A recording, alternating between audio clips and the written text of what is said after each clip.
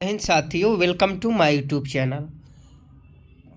आप सभी का इस जीके जीएस के लाइव प्रैक्टिस सेट में स्वागत है और उम्मीद है कि आप सभी इस लाइव क्लास से ज़रूर जुड़ गए होंगे। देखिए, अगर आप बिहार में किसी भी प्रतियोगी परीक्षा की तैयारी कर रहे हैं तो आपके लिए यह वीडियो बहुत ही महत्वपूर्ण है। चाहे आप कॉम्पिटिटिव एग्ज़ाम की तैयारी करें या किसी इंट्रेंस एग्ज़ाम की तैयारी कर रहे हो, तो आप सभी के लिए आज का क्लास बहुत ही महत्वपूर्ण है। उम्मीद है आप सभी इस वीडियो को शुरू से लेकर अंत तक देखिएगा और सभी क्वेश्चन का आंसर आप लोग सावधानी पूर्वक लाइव चैट में बताइएगा। आप सभी जानते हैं 10 बजे से हम लोग का लाइव प्रैक्टिस सेट स्टार्ट होता है और अभी आपके मोबाइल में 10 बज चुका है और क्लास भी स्टार्ट हो गया है। तो फटाफट जो बच्चे अभी तक हमारे साथ नहीं जुड़े हैं वो सभी जुड़ जाएंगे और एक बार अपने दोस्तों के साथ शेयर भी कर दें ताकि सभी लोग आ जाएं। और पहला क्वेश्चन आपके मोबाइल स्क्रीन पर कि वायुमंडल में प्रकाश के विसरण का कारण क्या है। फिजिक्स के आज महत्वपूर्ण क्वेश्चन करेंगे, साइंस का। तो फटाफट एक का सही जवाब बताएं। वायुमंडल में प्रकाश के विसरण का कारण क्या है। वायुमंडल में प्रकाश के विसरण का कारण क्या है, एक नंबर प्रश्न का सही जवाब बताएं।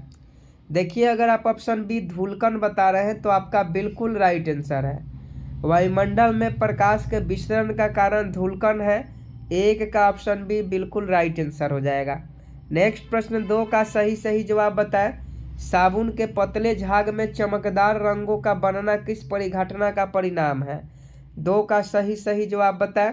I am waiting for your answer कि साबुन के पतले झाग में चमकदार रंगों का बनना किस परिघटना का परिणाम है। दो का सही जवाब बताएं। I am waiting for your answer. Live chat में सभी लोग छाप देंगे कि सही जवाब क्या होगा। साबुन के पतले झाग में चमकदार रंगों का बनना किस परिघटना का परिणाम है। तो देखिए, दो का अगर आप ऑप्शन है बहुलित परावर्तन और व्यक्तीकरण बता रहे हैं तो आपका बिल्कुल राइट आंसर है। बहुलित परावर्तन और व्यक्तीकरण जो है वह साबुन के पतले झाग में चमकदार रंगों का बनना बहुलित परावर्तन और व्यक्तीकरण परिघटना के परिणाम है।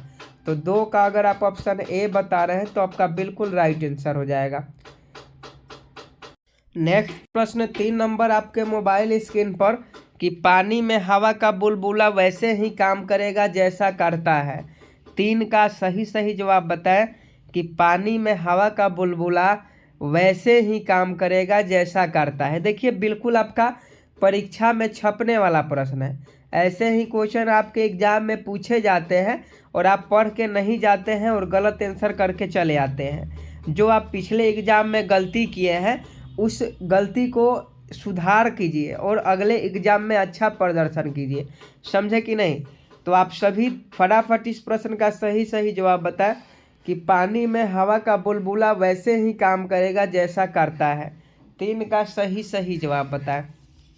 देखिए, अगर आप ऑप्शन डी अवतल लेंस की भांति बता रहे हैं तो आपका बिल्कुल राइट आंसर हो जाएगा। पानी में हवा का बुलबुला वैसे ही काम करेगा जैसे अवतल लेंस करता है। तो 3 का ऑप्शन डी सही जवाब हो जाएगा। नेक्स्ट प्रश्न 4 का फटाफट सही जवाब बताएं। किसी अपारदर्शी वस्तु का रंग उस रंग के कारण होता है जिसे वह। फटाफट सही जवाब बताएं। 4 का सही जवाब। I am waiting for your answer कि किसी अपारदर्शी वस्तु का रंग उस रंग के कारण होता है जिसे वह। तो 4 का अगर आप ऑप्शन सी परावर्तित करता है बता रहे हैं तो आपका बिल्कुल राइट आंसर है। किसी अपारदर्शी वस्तु का रंग उस रंग के कारण होता है जिसे वह परावर्तित करता है। तो 4 का ऑप्शन सी सही जवाब हो जाएगा। नेक्स्ट प्रश्न 5 का सही जवाब बताएं। लाल कांच को अधिक ताप पर गर्म करने पर वह दिखाई देगा। 5 का सही जवाब बताएं। I am waiting for your answer कि लाल कांच को अधिक ताप पर गर्म करने पर वह दिखाई देगा।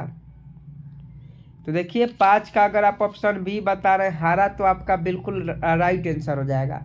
लाल कांच को अधिक ताप पर अगर गर्म किया जाता है तो उसका वह दिखाई देगा, तो वह हरा रंग का दिखाई देगा। तो 5 का ऑप्शन बी सही जवाब हो जाएगा। नेक्स्ट प्रश्न 6 का सही जवाब बताएं। वस्तुओं का आवेशन किसके स्थानांतरण के फलस्वरूप होता है? 6 का सही जवाब बताएं। I am waiting for your answer.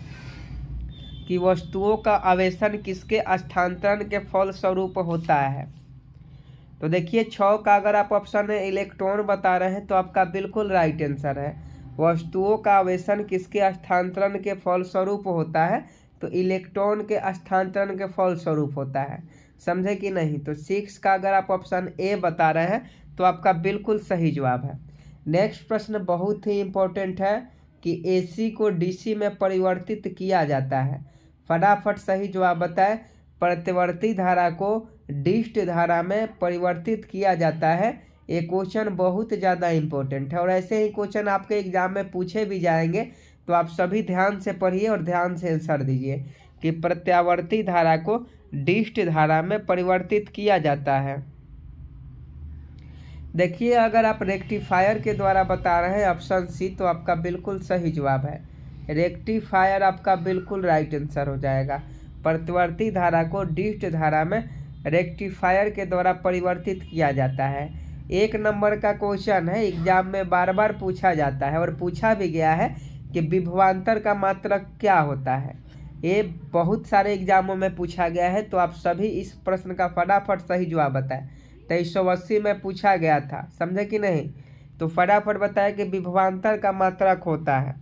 देखिए विभवांतर का जो मात्रक होता है वह वोल्ट होता है। वोल्ट इस प्रश्न का सही जवाब हो जाएगा। ये बहुत बार एग्जाम में पूछा गया है। नेक्स्ट प्रश्न का सही जवाब बताएं।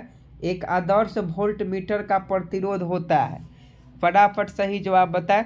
एक आदर्श वोल्ट मीटर का प्रतिरोध होता है। देखिए हम आपको वही क्वेश्चन करवा रहे हैं, भले ही 30 क्वेश्चन 40 क्वेश्चन या 50 क्वेश्चन हम आपको करवाते हैं, लेकिन क्वेश्चन वही करवाते हैं जो आपके एग्जाम में छपने वाला हो।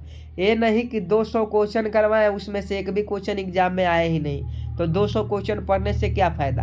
हम यहाँ ज्ञान नहीं दे रहे हैं, समझे कि नहीं? हम आपको परीक्षा के लिए तैयार कर रहे हैं।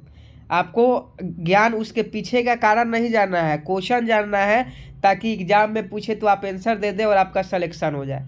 नहीं तो कथा उसके पीछे का सुनने लगिएगा तो फिर वो खत्म नहीं होने वाला है। 9 का सही जवाब बताए कि एक आदर्श वोल्ट मीटर का प्रतिरोध होता है। तो 9 का अगर आप ऑप्शन डी अनंत बता रहे हैं तो आपका बिल्कुल राइट आंसर है। नेक्स्ट प्रश्न 10 का सही जवाब बताएं। विशिष्ट प्रतिरोध का ऐसा ही मात्रक है। 10 का सही जवाब बताएं। I am waiting for your answer. विशिष्ट प्रतिरोध का एसआई मात्रक क्या होता है?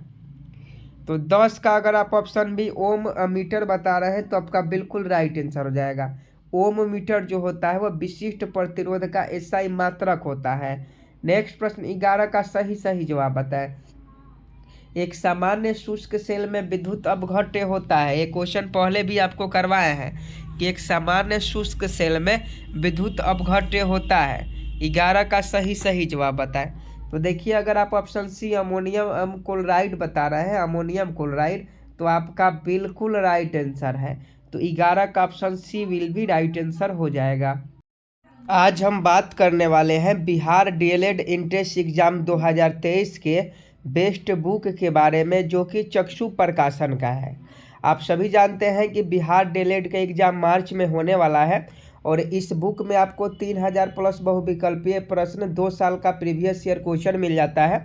और यह एक प्रकार का स्टडी गाइड है जो आपके एग्ज़ाम की दृष्टि से बनाया गया है और एग्ज़ाम में बहुत ज़्यादा हेल्प करेगा। क्योंकि पिछले साल जो बिहार डीएलएड का एंट्रेंस एग्ज़ाम हुआ था उसमें भी यह बुक बहुत ही अच्छा प्रदर्शन किया था। और देखिए अगर आप फॉर्म फिलअप कर दिए हैं तो आप इस बुक को ज़रूर मंगवा लीजिएगा। यहाँ देखिए बिहार डीएलएड का पूरा सिलेबस दिया गया है जो आपके सिलेबस में पढ़ना है, और साथ में टॉपिक वाइज इसमें हर एक प्रश्न को दिया गया है। यहाँ देख लीजिए, चाहे वह हिंदी का हो, चाहे रीजनिंग का हो, चाहे आपका मैथ का हो, या जनरल साइंस का हो, या जनरल अवेयरनेस का हो, सभी के क्वेश्चन देखने को इसमें मिल जाते हैं।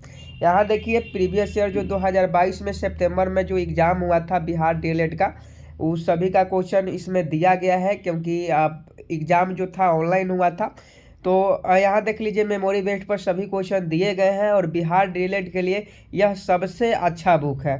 साथ में एग्जाम से पहले आपको प्रैक्टिस सेट लगाना बहुत ही महत्वपूर्ण होता है। तो तो इनका प्रैक्टिस सेट भी आता है, आप चाहे तो प्रैक्टिस सेट भी ले सकते हैं। और यह दोनों बुक मंगाकर आप बिहार डीएलएड में अच्छा प्रदर्शन कर सकते हैं। तो सोच क्या रहे हैं, जाइए और इस दोनों बुक को मंगा लीजिए, लिंक डिस्क्रिप्शन में दिया गया है। लीजिए अगला प्रश्न है 12 नंबर की, एक कार बैटरी में प्रयुक्त विद्युत अपघट्य होता है। कार में जो बैटरी प्रयुक्त होता है उसमें विद्युत अपघट्य होता है। तो 12 का अगर आप ऑप्शन ए बी बता रहे हैं, सल्फ्यूरिक अम्ल H2SO4, तो आपका बिल्कुल राइट आंसर हो जाएगा। कार के बैटरी में विद्युत अपघट्य के रूप में H2SO4 रहता है। तो 12 का ऑप्शन भी सही जवाब हो जाएगा। नेक्स्ट प्रश्न का सही जवाब बताएं। शुष्क सेल है, कई बार क्वेश्चन पूछा गया है कि शुष्क सेल होता है। फटाफट सही जवाब बता कि शुष्क सेल है।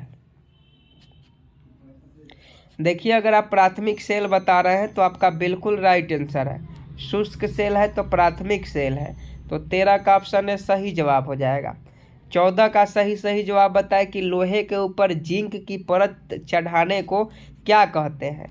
यह भी क्वेश्चन कई बार पूछा गया है और फटाफट आप इस प्रश्न का सही जवाब बताइएगा कि लोहे के ऊपर जिंक की परत चढ़ाने को क्या कहते हैं। I am waiting for your answer. देखिए अगर आप गैल्वेनाइजेशन की प्रक्रिया बता रहे हैं तो आपका बिल्कुल राइट आंसर हो जाएगा। लोहे के ऊपर जिंक की परत चढ़ाने की प्रक्रिया को गैल्वेनाइजेशन कहा जाता है, यानी जस्तीकरण कहा जाता है। जंग लगने से बचाने के लिए उस पर जिंक की परत चढ़ाया जाता है। तो इसका ऑप्शन है गैल्वेनाइजेशन, आपका बिल्कुल राइट आंसर हो जाएगा। नेक्स्ट प्रश्न का सही जवाब बताएं। विद्युत हीटर का एलिमेंट निम्न में से किस धातु का बना होता है। 15 का सही जवाब बताएं कि विद्युत हीटर का एलिमेंट निम्न में से किस धातु का बना होता है। देखिए अगर आप 15 का ऑप्शन ए नाइक्रोम बता रहे हैं तो आपका बिल्कुल सही जवाब हो जाएगा। विद्युत हीटर का जो एलिमेंट होता है वो नाइक्रोम का बना होता है। नेक्स्ट प्रश्न का सही जवाब बताएं। विद्युत धारा का चुंबकीय प्रभाव सर्वप्रथम किसने अवलोकित किया। 16 का सही जवाब बताएं। विद्युत धारा का चुंबकीय प्रभाव सर्वप्रथम किसने अवलोकित किया। तो देखिए अगर ऑस्ट्रेड के द्वारा बता रहे हैं तो आपका बिल्कुल राइट आंसर हो जाएगा।